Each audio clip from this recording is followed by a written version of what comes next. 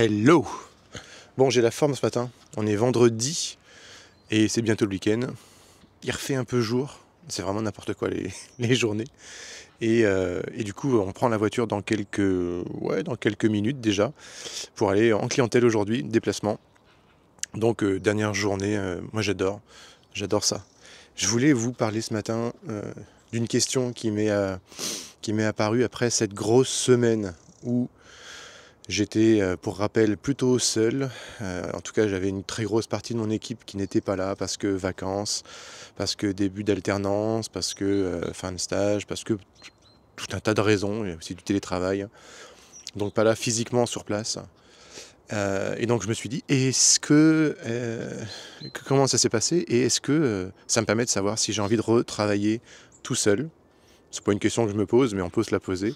Est-ce que j'ai envie de revenir 15 ans en arrière lorsque j'étais en auto-entreprise, donc seul dans un bureau, sans personne à qui parler? La réponse est non. Fin de la vidéo. À bientôt. Non, la réponse est non, mais je vais vous expliquer pourquoi. J'ai besoin de contact humain. Cette semaine, pour gérer mon poste de travail habituel, qui est déjà bien chargé, plus un poste de pilotage de projet, plus un poste de test, d'interface client. Je ne vais pas tous les lister. Ça a été très très très compliqué et j'ai beaucoup de mails en attente de traitement et je m'excuse auprès de tous mes clients. Mais il y a des semaines comme ça, hein, c'est rare dans l'année, c'en est une effectivement cette fois-ci. Euh, Pourquoi je ne pourrais pas retravailler tout seul? Parce que j'ai besoin justement du contact des gens, de parler avec eux. C'est l'un des points qui me permet d'évacuer toute cette pression. Le deuxième point, forcément, c'est se reposer sur les gens. Et si je le dis aujourd'hui, ça veut dire que je sais déléguer. Il y a un début et peut-être pas de fin hein, à savoir déléguer, mais en tout cas, on va dire que je sais déléguer une partie de mes tâches. C'est déjà bien. Vous voyez, aujourd'hui, je vous ai dit, je vais en déplacement. Ils vont être 3 sur place. Non, attendez. 1, 2, 3, si 3 devant, plus 2 derrière. Ils vont être entre 5 et 6. Bon, je me demande pas ce qu'ils vont faire de la journée. Je sais qu'ils ont du travail, je sais qu'ils ont leurs occupations.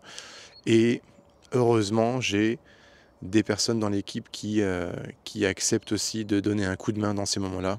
Je les remercie parce que quand on est une petite équipe, si on ne devait compter que sur une logique hiérarchique classique, ça serait très compliqué. Je ne sais même pas si ce serait possible en vérité. Vous savez, on prend souvent comme modèle comme exemple, le modèle des très grandes entreprises, pas forcément des multinationales, se disant, voilà, il faut un patron, en dessous il faut des chefs de machin, puis en dessous il y a encore d'autres sous-chefs, et puis en dessous il y a des exécutants, et puis il y a différentes typologies d'exécutants, etc. Tout ça, en termes de masse, rapporté à une société comme la nôtre, qui cumule aujourd'hui une vingtaine de personnes, c'est très compliqué. Donc en fait, là où vous avez ce niveau hiérarchique, eh bien, vous pourriez n'avoir que peut-être 1 ou 2 chefs de projet ou 1 ou 2 responsables appli mobile. Et ce jour dans l'année où l'un des deux décide de partir en vacances et que l'autre aussi, mais qu'un autre a une indisponibilité, vous n'avez pas le choix.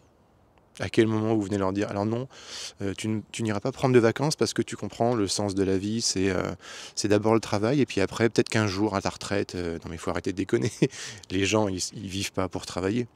Et même si on met ici tout un tas de bonnes choses pour qu'au quotidien, ça se passe bien, en tout cas le mieux possible, la priorité, c'est la vie, c'est la seule qu'on a.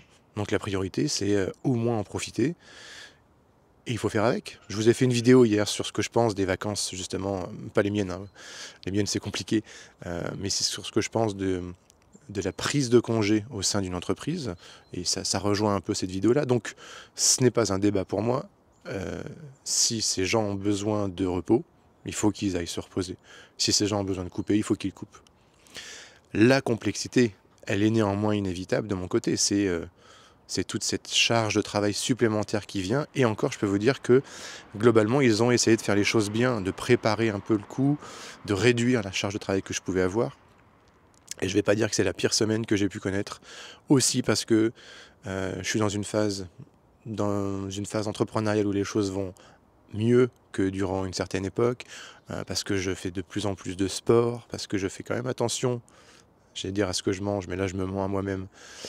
Hem, je fais attention à ce que je mange et voilà et donc pour toutes ces raisons, si demain je me retrouvais seul à nouveau dans un bureau, personne à qui parler de la journée, juste des relations, virtuelles, un peu de visio et dès que les choses vont pas, en fait, c'est ça le plus important, c'est dès que les choses n'iraient plus, bah, je suis tout seul avec mon stress et mon angoisse et ça, je veux juste pas le revivre. En fait, on n'est pas fait pour bosser tout seul et pourtant, 15 ans en arrière, je vous dirais, c'est cool, je faisais n'importe quoi, je me levais à pas d'heure, je bossais à pas d'heure, j'avais trop de mal à trouver un rythme, j'avais besoin de rencontrer des gens, j'invitais des gens tous les soirs ou tous les week-ends pour couper cette solitude. Donc la réponse est non, je ne veux pas retravailler seul.